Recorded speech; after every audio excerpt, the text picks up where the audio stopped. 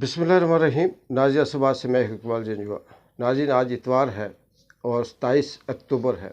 आज के दिन 3 अहम टॉपिक पे डिस्कस करेंगे, अपना तजिया देंगे। एक, वो कुदरत का इंतकाम कि कुदरत कैसे इंतकाम लेती है। दूसरा ये कि हुकूमत ने जो कैलकुलेशन की थी 26वीं गोरख धंधे की जो आइनी तरमीम हुई थी उसमें, और वो कैलकुलेशन कैसे गलत हो गई और अब हुकूमत के हाथ पांव कैसे फूले हुए हैं। और तीसरा ये कि ये भी कुदरत का इंतकाम देखें कि जो शख्स जिस चीज़ का किसी दूसरे को ताना देता था और जब वो ख़ुद उस हालात में पहुंचा तो किस तरह से वो भागा। अब ये बात करने का मकसद सिर्फ ये है नाज़रीन के बहुत से ऐसे जब कमेंट्स आते हैं मेरे व्लॉग पे या इस पे जो तजिया या तबसरा होता है, तो बेशक मुझे इससे कोई गरज नहीं कि आप देखते हैं या नहीं देखते, पसंद है या नहीं पसंद। बात सिर्फ ये है कि मुर्शिद लड़ नहीं सका पर चीखता रहा, खामोश रहकर जुल्म का हामी नहीं बना। बस ये जो बात है कि हम लड़ नहीं सकते, हमारे बस में कुछ नहीं है, चीखना चिल्लाना हमारे बस में है और वो हम चीख रहे हैं। वो काजी, वो फाइज, वो ईसा, वो चीफ जस्टिस, वो जो पाकिस्तान की सबसे बड़ी सुप्रीम कोर्ट के सबसे बड़े ओहदे पे बैठा हुआ था, और उसकी चीफी के दौरान जब बहुत से ऐसे वकला, सहाफ़ी, आम आदमी, सियासतदान या जो भी थे वो उसके पास शिकायत लेके जाते कि हमें उठाया जा रहा है, हमें अगवा किया जा रहा है, हमें मारा जा रहा है, तो हमें इंसाफ दिया जाए। तो उसमें ये जो ईसा फाइज था, इसका जो जवाब होता था वो ये होता था, मोस्टली बड़ा मशहूर उसका ये जुमला था कि अगर आप किचन की हीट को बर्दाश्त नहीं कर सकते तो आप किचन छोड़ दें।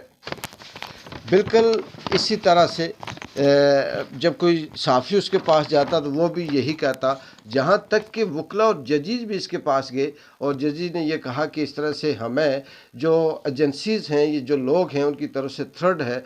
तो काजी का ये जवाब होता था कि अगर आप डरपोक हैं, अगर आप उनका मुकाबला नहीं कर सकते तो आप ये होता छोड़ क्यों नहीं देते।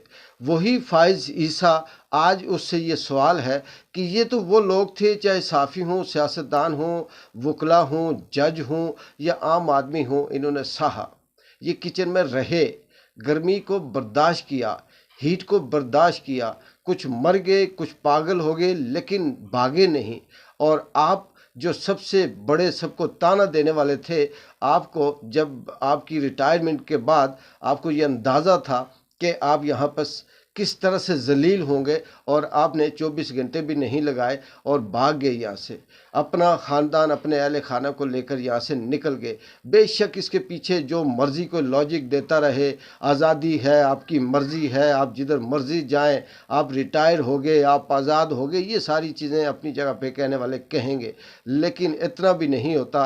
रिटायर होने के बाद एक आम चपरासी भी अगर रिटायर होता है तो वो कम से कम 10-15 दिन अपने दोस्तों यारों की दावतें शावतें आगे पीछे करता है, बड़ा खैर। लेकिन ये है, आप अब आएंगे भी नहीं। बहुत से लोग कहते हैं जी 4-6 दिन 10 दिन के बाद आ जाएंगे। मेरी ज़ाती प्रेडिक्शन है कि अब आप आएंगे भी नहीं, आएंगे तो जलील होंगे। आगे चलते हैं जी कि कुदरत कैसे इंतकाम लेती है। कुदरत को सर पे सींग नहीं जमाती। वो ज़माने गए जब हम सुना करते हैं कि शक्लें बिगड़ा करती थी, फिर वो दौर भी अब नहीं रहा कि उसे कुछ इस तरह से उसकी शक्ल चेंज हो जाए, उसके पीछे कुछ दुम लग जाए, ऐसा नहीं। वो शख्स जो इस मुल्क में सबसे ज़्यादा जिसने हुकूमत की, 3 बार वज़ीर-ए-आज़म रहा, 40 साल से सियासत करता रहा, 5 आर्मी के चीफ ऑफ स्टाफ को अपने हाथों से उसने लगाया, आईजी इसके, जजेस इसके, सब कुछ इसके, लेकिन वो शख्स पहली बार भी जलील और ख्वार, तो उसकी किस्मत उसके मुकद्दर में थी। लेकिन पहले जब वो लंदन में था, एवन फील्ड में था, तो शायद कि थोड़ा सा लिहाज था कि आने वाले वक्त में इसकी हुकूमत आ सकती है या इससे बच सकता है। लेकिन वो मियाँ नवाज शरीफ जो सिर्फ़ और सिर्फ काजी के वजह से आया था कि अब मुझे रिलीफ मिलेगा, और जैसे ही काजी की रिटायरमेंट हुई, उसे एक्सटेंशन ना मिली, तो उसने भी दुम दबाई और सीधा लंदन एवन फील्ड में चला गया। और वहाँ पर जो उसका इस्तेकबाल हुआ, नाज़रीन अगर आपने उसकी वो जो सोशल मीडिया पे वीडियो वायरल हैं वो देखी हो, तो स्वाय चोर चोर और डाकू डाकू, बेगैरत बेगैरत, इसके अलावा कोई किसी किस्म का नारा नहीं है। और फिर जिस ज़िल्लत से उसकी वहाँ पर जो वल कम हुआ है, जिस ख्वारी से हुआ है, तो मुझे लगता है कि आने वाले वक्त में मियाँ साहब, पहले तो चलो कहीं ना कहीं प्रोटेक्शन थी, कुछ नॉन लीकी भी, आम आदमी भी हमायती था, वो भी नहीं है, अब इनका निकल वहाँ पे मुश्किल होगा। तो इसी को कहते हैं ज़िल्लत, रुसवाई, कुदरत का इंतकाम। वो शख्स जिसके पास, जिसने पैसे के लिए अपना दीन, ईमान, ज़मीर सब बेच दिया, जिसने पैसा कमाने के लिए, अपनी हुकूमत करने के लिए इस मुल्क को, पूरे के पूरे मुल्क को बेच दिया, गद्दारी तक उतर आया, अवाम के ऊपर जुल्म जबर की इंतहा की इसने और फाइज दोनों ने मिलकर अवामों को पागल कर दिया। जज बोले इसके खिलाफ तो उनको भी मेंटली ना सिर्फ टॉर्चर किया, बल्कि उन्हें इस हद तक तशद्दुद किया उनके ऊपर कि वो पागल हो गए। लेकिन अब वो कुदरत के उस इंतकाम में है कि ये ज़मीन तो है, लेकिन वो निकलते हैं तो जलील व ख्वार होते हैं, किसी को लानते पड़ती हैं और किसी का चोर चोर पीछे उसका पीछा करता है। अब आते हैं आखिरी तीसरी उस पे कि हुकूमत की कैलकुलेशन कैसे गलत हुई। ये सारी चीज़ें आप जान चुके हैं, समझ चुके हैं कि 26वीं आइनी गोरख धंधे की तरमीम सिर्फ इसलिए की गई थी कि हुकूमत उस अदलिया को अपने काबू में लेना चाहती थी। हुकूमत के ख्याल में था कि जजेस भी हमारे हों और हम सारे का सारा फैसला आइनी कोर्ट बनाकर सुप्रीम के ऊपर सुप्रीम कर दें, फिर जो जुडिशल कमीशन है वो हमारा हो, फिर फाइनल फैसला जो है उसके अंदर वो पार्लियामेंट के अंदर जो सियासतदान है वो भी शामिल हो, यानी सब कुछ मिलाकर वो करें।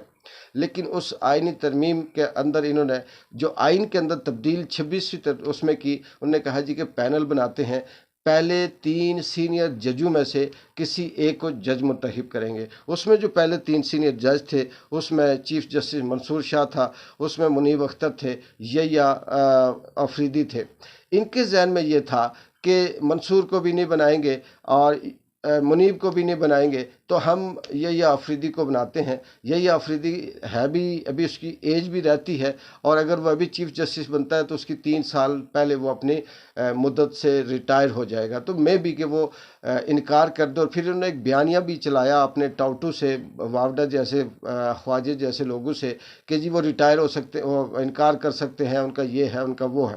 लेकिन यही अफरीदी ने इनकार नहीं किया और उसके बाद जस्टिस मंसूर अली शाह और मुनीब अख्तर, ये दो आगे जो सीनियर थे ये रह गए और यही अफरीदी बन गए। अब इनके जहन में ये था कि ये जब इनकार करेगा ये अफरीदी, तो उसके बाद हम किसी न किसी तरह से, यानी आइन में तो इन्होंने लिखा कि मोस्ट सीनियर, तो पीछे मोस्ट सीनियर बच जाएंगे जस्टिस मंसूर शाह, मुनीब अख्तर और अमीनुद्दीन, ये 3 सीनियर होंगे। तो इनके जहन में ये था कि हम अमीनुद्दीन को आगे लेके आएंगे। लेकिन वहाँ पर ये इनसे गलती ये हुई, कैलकुलेशन में जो गलती है वो ये हुई कि इनके जहन में कहीं ये कैलकुलेशन गलत होगी कि सीनियर में 3 का पैनल होगा और उसमें से जो तीनों में से जो इंतखाब जिसका किया जाएगा, इंतखाब कौन करेगी? पार्लियामेंट करेगी, या वो जो इनका पैनल होगा वो करेगा। तो इनके जहन में से यह निकलेगा और उसके बाद फिर हम इसे लेके आ जाएंगे अमीनुद्दीन को। लेकिन यही अफरीदी ने इनकार नहीं किया, वो अपनी जगह पे डटा हुआ है। बेशक बहुत से लोग कहते हैं कि उसे इनकार कर देना चाहिए, साफ जस्टिस के हवाले से अदलिया की रूल्स के पुराने सारे रिकॉर्ड ख़त्म हो जाएंगे, या वो सीनियरिटी का जो एक तरीका सिलसिला था वो उसे नुकसान पहुंचेगा। लेकिन हुकूमत ने जब देखा कि अगर इसने इनकार नहीं किया, तो अब उसके बाद फिर अगर इनकार करता है तो बारी तो जस्टिस मंसूर शाह की आती है, उसे हमने बनाना नहीं है। तो इन्होंने फिर अपने टोल फैसल वावडा हो गया, ख्वाजा हो गए, या राना सना हो गए, या दीगर ये जो लोग हैं, इनसे टीवी पे बैठकर फिर एक बयानिया चलवाया कि ऐसा नहीं है, ऐसा है कि मंसूर और मुनीब ये रह जाएंगे, इनको बीच में से निकाल देंगे, तो अमीनुद्दीन और इसके पीछे जो 2 होंगे इनको आगे लेकर आएंगे और इनमें से सीनियर को सिलेक्ट करेंगे। तो ये इस तरह से इनकी कैलकुलेशन इतनी गलत हो गई कि ये अब सिर्फ वो इनकी समझ में नहीं आता कि क्या किया जाए, अब तो हम फंस गए।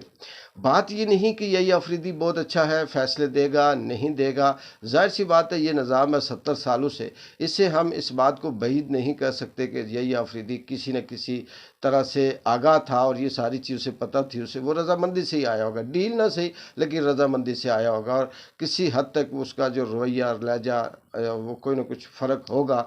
इतना नहीं है कि सारे का सारा वो कानून और आइन के मुताबिक करे, लेकिन चलें ये बात की बात है।